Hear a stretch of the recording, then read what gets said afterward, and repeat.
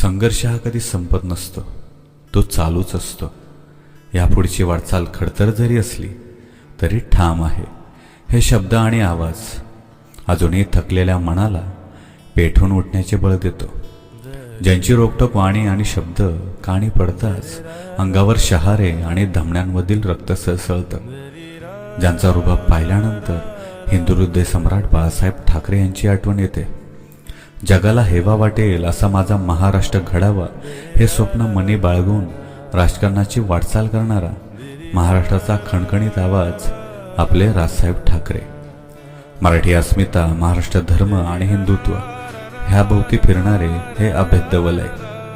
आपल्या महाराजांचे गडकिल्ले टिकले पाहिजे, मराठ्यांचा इतिहास पाठ्यपुस्तकात शिकवला गेला पाहिजे, आपल्या मराठी भाषेला अभिजात भाषेचा दर्जा मिळालाच पाहिजे, अशी मराठी माणसाच्या मनातील हाक आणि त्या हाकेला साथ घालणाऱ्या त्या व्यक्तिमत्वाचा आज जन्मदिवस. अगदी लहानपणापासूनच ज्यांचा खणखणीत आवाज आणि शब्द कानावर पडत पडत लहानाचे मोठे झालो.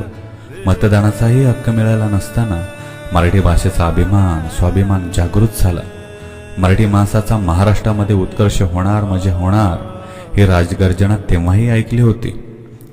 मराठी कलाकारांच्या, सर्वसामान्य जनतेच्या आणि मराठी मातीच्या अस्तित्वासाठी, त्यांच्या न्याय हक्कासाठी असंख्य केसेस अंगावर घेऊन त्यांचे निकाल लावणाऱ्या न्यायालयाला, अशा राजाला मला महाराष्ट्राचा मुख्यमंत्री म्हणून पाहायचे आहे. आणि हीच माझी शेवटची इच्छा.